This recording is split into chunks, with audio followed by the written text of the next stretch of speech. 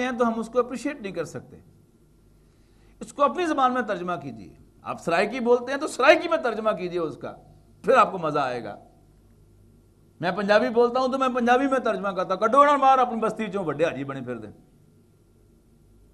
تو اس طرح کے الفاظ آپ کو سننے کو ملیں گے. تب آپ کو معلوم ہوگا کہ جب کل آپ میدان میں آئیں گے تو آپ اس غلط فہمی میں ہوں گے کہ میں نیکی اور پاک بازی کی دعوت دے رہا ہوں گا, لوگ میرے ہاتھ چومیں گے. نہیں, ہاتھ نہیں چومیں گے. اگر کل میرے ساتھ یہ بدتمیزی ہوئی ہے اور آج میں قرآن مجید کی تلاوت میں حضرت لوط علیہ السلام کی کہانی پڑھ رہا ہوں تو پھر دل سے آواز آئے گی صدق اللہ العظیم, اللہ نے سچ فرمایا تھا. اسی طرح آپ ناپ تول میں کمی کرنے, ملاوٹ کرنے کے خلاف صرف واز کہتے رہیے, اس کا اثر کچھ اور ہوگا. لوگ آپ کا واز سننے دور دور سے آیا کریں گے. لیکن آپ کی ساتھ والی فیکٹری میں آپ کے علم میں آئے کہ مال بن رہا ہے اور اس پر میڈل جمبار کا ٹھپا لگ رہا ہے, مور لگ رہی ہے, اور آپ جا کر واضح الفاظ میں انہیں کہیں کہ اللہ سے ڈرو, یہ کام مت کرو, تو میں آپ کو یقین دلاتا ہوں کہ آپ کا پڑوسی جو آپ کی بڑی عزت کرتا تھا وہ آپ کو وہ بات کہے گا جو قوم شعیب نے حضرت شعیب سے کہی تھی, کیا صلاتوں کا تعمروں کا ان نتروں کا ما نفعل فی اموالنا. اس کو بھی میں اپنی زبان میں پنجابی میں کنورٹ کرتا ہوں, آپ سرائکی میں خود کر لیجئے گا.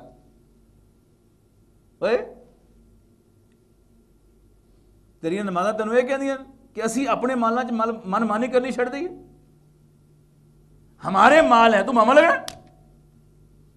یہ ہے اصل میں وہ ایکسپریشن.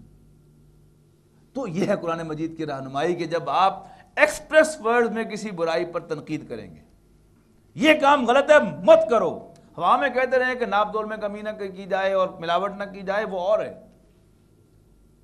واضح تنقید, واضح نہیں عن المنکر جب آپ کریں گے تو پھر آپ کو وہ الفاظ سننے کو ملیں گے. پھر قرآن مجید میں ان قصوں میں وہی حضرت یوسف علیہ السلام کا قصہ ہے, آغاز ہی میں اس کے اندر رہنمائی ہے. جہاں بھی سوتیلا پن ہوگا کسی گھرانے میں تو بالکل وہی تصویر ہوگی کہ جو سورہ یوسف میں دکھائی گئی ہے. ایک گھر کے بچے, یعنی ایک فیملی کے بھائی اور دوسری فیملی کے بھائی ضرور محسوس کریں گے, یہ مل کے بیٹھیں گے تو کہیں گے کہ ابا جی کی توجہ ادھر زیادہ ہے, وہ بیٹھیں گے تو کہیں گے ابا جی کی توجہ ادھر زیادہ, اور پھر وہ دوسرا خیال بھی ضرور آئے گا کیا بندوبست کیا جائے ان کا, اور کوئی نہ کوئی ان میں سے جو جوشیلے مزاج کا ہوگا وہ یہ بھی ضرور کہے گا کہ کام تمام نہ کر دیا جائے ان کا, ان کو راستے سے ہٹا نہ دیا جائے. اور ان میں سے بھی جو ماڈریٹ ہوگا وہ بھی اس بات پر تو اگری کرے گا کہ ادھر ادھر کر دو لیکن قتل نہ کرو. بڑا احسان کرے گا وہ, لگتا تقتلوا یوسف اب اطرحوا فی غیابت الجب, نہیں آفٹر آل ہمارا بھائی ہے یوسف, قتل تو نہ کرو اس کو, ہاں کسی گہرے کنویں میں پھینک دو. تو قرآن مجید سچا کلام ہے. قرآن مجید پڑھتے ہوئے جب تک بار بار انسان کو یہ احساس نہ ہو صدق اللہ العظیم, یس اٹس ٹرو, یس ایسا ہی ہے, ایسا ہی ہے, تب وہ انسان کے لیے گائیڈنس بنتا ہے. پھر آگے چل کر آپ دیکھیے اس صورت کے اندر بڑا فطری ایک بات جو ہے وہ کہی گئی ہے. اللہ تعالیٰ نے عورت اور مرد دو مختلف وجود پیدا کیے ہیں سائنسی اعتبار سے بھی. ایک جو ہے وہ ایک ہی طرح کے کروموسومز لیے ہوئے ہے عورت, اور مرد میں ایک پیر جو ہے وہ ایکس وائی ہے ایکس ایکس کی بجائے. اس سے کیمسٹری بدل گئی, نیچر بدل گئی, سائیکالوجی بدل گئی, نفسیات بدل گئی, سب کچھ بدل گیا. فرق کیا ہے کہ اللہ تعالیٰ نے عورت کو مرد کی کمزوری بنایا ہے. مرد کتنا ہی نیک اور پاک باز کیوں نہ ہو, عورت اس کی کمزوری ہے. اس کی مثال میں دیا کرتا ہوں کہ ہم سب یہاں بیٹھے ہیں اور ادھر سے لوگ گزر رہے ہیں گلی سے باہر, ہزاروں لوگ گزر جائیں گے, ہم میں سے کوئی نوٹس نہیں لے گا. ایک عورت کے پاؤں کے آہٹ کی آواز آئے گی تو ان داڑیوں کے سمیت ہم سب کے کان ادھر متوجہ ہوں گے, ذہن جائیں گے یہ کون عورت ہے نا کمزوری. اس کے مقابلے میں یہاں خواتین بیٹھی ہوں, وہاں مرد گزرے, عورتیں گزریں, کوئی نوٹس نہیں لے گا. ہاں کوئی ایکسٹرا آرڈنری ہینڈسم مرد گزرے گا تو وہاں تمام عورتوں کی توجہ ہوگی کہ یہ کون ہے. وہاں اس کہانی میں کیا ہے کہ گھروں میں خواتین ملازمائیں ہوتی ہیں، تو جہاں بھی کوئی جوان ملازمہ کام کر رہی ہوگی، آج نہیں تو کل وہاں چند ضرور چڑھے گا، یہ روز کی پریکٹس ہے۔ لیکن شاذ آپ کو کوئی ایسا معاملہ ملے گا کہ کوئی مرد ملازم تھا، اس کے ساتھ خاتون خانہ انوالو ہو، عام طور پر نہیں ہوا کرتی۔ لیکن وہی بات کہ وہ غیر معمولی ہینڈسم مرد ہوگا، خواہ وہ غلام ہی کیوں نہ ہو، نوکر تو بہت دور کی بات ہے، تو اس کے ساتھ بھی عورت کا میلان جو ہے وہ فطری چیز ہے۔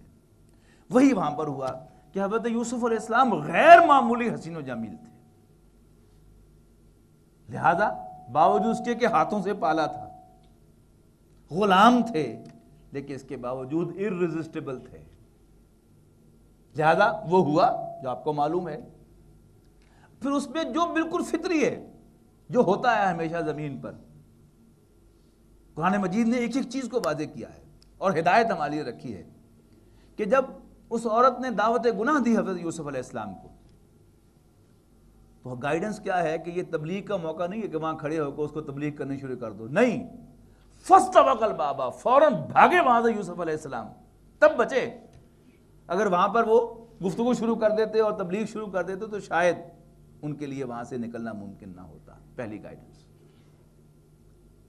پھر دروازے پر اس کو شوہر مل گیا اور ایک دم عورت نے پینترا بدلا جیسے ہر عورت بدلا کرتی ہے۔ پھر وہ بچے نے گواہی دی، آپ کو ساری کہانی معلوم ہے، اور اس کے شوہر کنونس ہو گیا اور اس نے کہا حضرت یوسف علیہ السلام سے کہ چھڑ پڑے یوسف، اور اس سے کہا اپنی بیوی سے وَاسْتَغْفِرْ لِذَنبِكَ إِنَّكَ كُنْتِ مِنَ الْخَاطِئِينَ، تو ہی مجرم ہے، گناہ مانگ، معافی مانگ اپنے گناہ کی۔ لیکن جب معاملہ پبلک ہوا تو آخر مجرم کون قرار پایا؟ چھوٹا مجرم قرار پایا اور بڑا صاف شفاف قرار پایا، جیسے ہمیشہ ہوتا ہے۔ پھر بڑا فطری انداز کہ سیکس سکینڈلز جو ہوتے ہیں کبھی سیکرٹ نہیں رہا کرتے، جنگل کی آگ کی طرح پھیلتے ہیں، یہی یہاں ہوا۔ وقال نسوة في المدينة امرأة العزيز تراود فتاها عن نفسه قد شغفها حبا إنا لنراها في ضلال مبين۔ شہر کی عورتیں کہنے لگی، یعنی ارے سنا تم نے، وہ فلانے وزیر کی بیوی اپنے غلام سے انوالو ہو گئی، اور معلوم ہوتا ہے پٹڑی سے ہی اتر گئی۔ فلما سمعت بمکرہن، تو جب اس عورت نے سنا، عزیز مصر کی بیوی نے، کہ عورتیں یہ باتیں کر رہی ہیں، ارسلت الیہن، ان کو بلا بھیجا، ان کے لیے ایک دعوت کا اہتمام کیا۔